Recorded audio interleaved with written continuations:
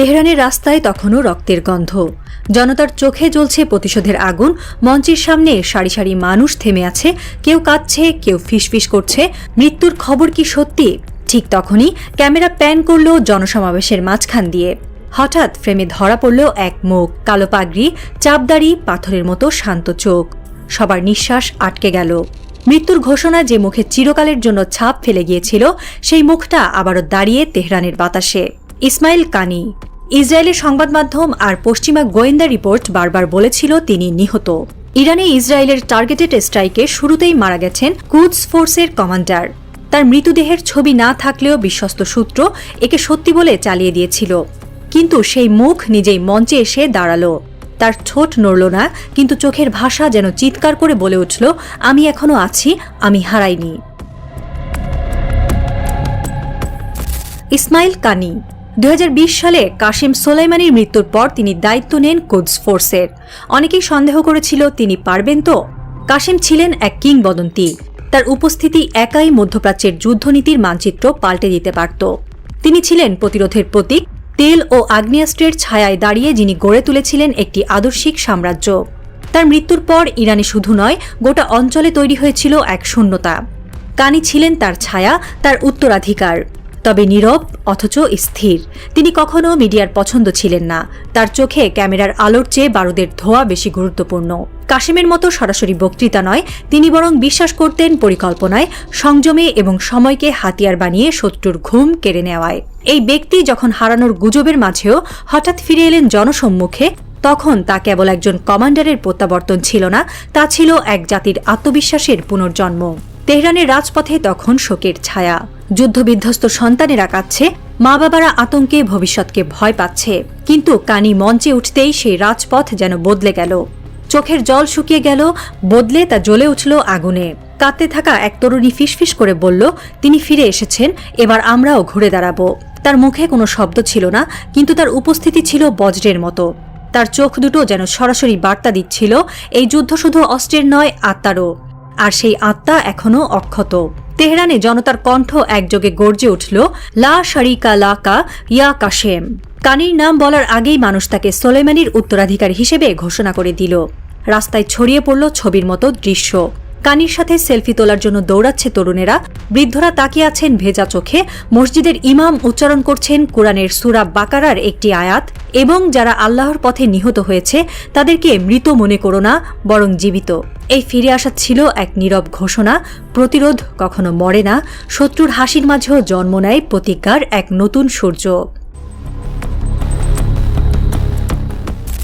Iran বলেছে তারা প্রতিশোধ নিচ্ছে ধাপে ধাপে। প্রথম ধাক্কায় তারা ধ্বংস করেছে ইসরায়েলের দুটি সামরিক গোডাউন, যেখানে ছিল গোলাবারুদ এবং ইলেকট্রনিক ওয়ারফেয়ার সিস্টেম। 28 জন ইসরায়েলি নিহত হয়েছে, কিন্তু কুদস বাহিনীর সূত্র জানাচ্ছে এটা শুধু শুরু। তারা চায় মনস্তাত্ত্বিক চাপ, ধ্বংস নয় আপাতত। গাজা থেকে লেবাননের সীমান্ত, ইরাকের আনবার প্রদেশ থেকে ইয়েমেনের সানা পর্যন্ত এক অদৃশ্য সুড়ঙ্গ তৈরি করছে ইরান। প্রতিটি অঞ্চলে একটি করে স্লিপিং সেল। তাদের হাতে অস্ত্র নয়, তথ্য। তাদের কাজ ইসরায়েলের প্রতিটি ধমনী শনাক্ত করা, আর সময় এলেই একযোগে ছুরিকাঘাত। কানির প্রত্যাবর্তন এক অর্থে সেই বার্তাই, এই যুদ্ধ শেষ হয়নি, এই যুদ্ধ দীর্ঘ হবে। শহীদের রক্তে যাদের হাত রঞ্জিত, তাদের প্রতিটি ইঞ্চি মাটির বদলা হয়ে থাকবে। ইরানের অভ্যন্তরে যখন শোকের ছায়া, তখন বাইরের কূটনীতির ময়দানে খেলা চলছে অন্যরকমভাবে। কূটনীতি, চাপ, অর্থনৈতিক নিষেধাজ্ঞা সবই এখন প্রতিরোধের পরিণত অস্ত্র। 13 জুন ইসরায়েলের ড্রোন, F-35 যুদ্ধবিমান এবং নিশানা বানানো স্মার্ট মিসাইল। লক্ষ্য একটাই, তেহরানের সামরিক কেন্দ্র, গাজার কমান্ড পোস্ট, সিরিয়ায় ইরানের শাখাগুলো। ইসরায়েল বলল, আমরা জয়ী।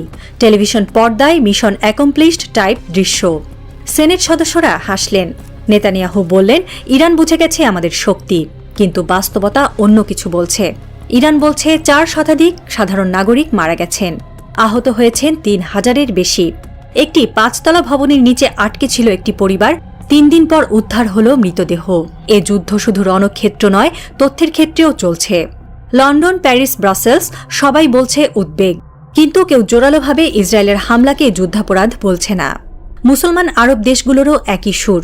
একজন বৃদ্ধ তেহরানে দাঁড়িয়ে বললেন, ইসলামী রাষ্ট্রগুলো একসাথে হলে আমেরিকা আর ইসরায়েল 2 ঘাঁটিও ডুবিয়ে দেওয়া যেত, এখনও সময় আছে। রাতের আকাশে তখনও ড্রোনের গুঞ্জন। তেহরানে একটি বাংকারের ভেতর আলো জ্বলছে। ভেতরে একটি বড় ম্যাপ, তার চারপাশে বসে আছেন সাদা চুলের কিছু ব্যক্তি। হাতের মাঝে কালো চায়ের কাপ, সামনে নোটপ্যাড। পেছনে দাঁড়িয়ে আছেন ইসমাইল কানি। তিনি বলেননি কিছুই, শুধু ম্যাপের এক পয়েন্টে আঙ্গুল রাখলেন। বুঝে নেওয়া গেল পরবর্তী ধাক্কা আসছে। কোথায় কবে কেউ তা জানে না। তেহরানের জনতা আবার রাস্তায়। এবার তারা কাঁদছে না, চোখে আগুন। কানির ফিরে আসা যেন এক আত্মা ফিরিয়ে এনেছে জাতির ভেতরে। একটিমাত্র বাক্যে তারা আজ শপথ করেছে, যখন শত্রুরা আমাদের মৃত্যু দেখে আনন্দ পায়, তখন আমাদের ফিরে আসা তাদের দুঃস্বপ্ন হয়ে দাঁড়ায়। তেহরানের শহীদ মিনারে অশ্রুসিক্ত চোখে এক তরুণ দাঁড়িয়েছিল, হাতে কোরআন, কাঁধে জাতীয় পতাকা। সে নিচু গলায় বলছিল, আমাদের কমান্ডার ফিরে এসেছেন, এবার কেউই আমাদের দমাতে পারবে না। ইসরায়েলের মনে আজ এক ভয়। তারা কি সত্যিই বুঝেছে কাকে তারা শত্রু বানিয়েছে? বিশ্ব গণমাধ্যমে আলোচনার ঝড়, গোয়েন্দা মহলে অস্থিরতা, আর ওয়াশিংটনের চোখে গভীর চিন্তার রেখা। কানি ফিরে এসেছেন, কুদস ফোর্স আবার মাঠে নেমেছে।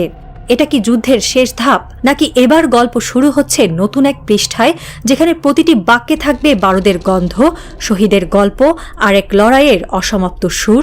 না, এটা তো কেবল শুরু।